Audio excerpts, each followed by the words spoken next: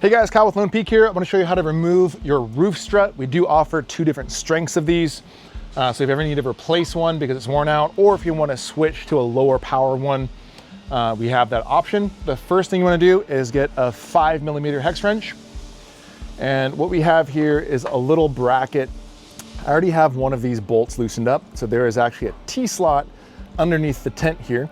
So what I'm gonna do is I'm gonna loosen this and I'm gonna hold up the camper, and immediately the weight is gonna come down and the roof can actually be held up with just one gas strut. So at this point, I would use my 5mm hex wrench to take this bolt out here.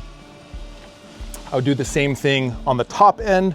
Go ahead and switch out your gas strut and then bolt it in just the same way that you removed it.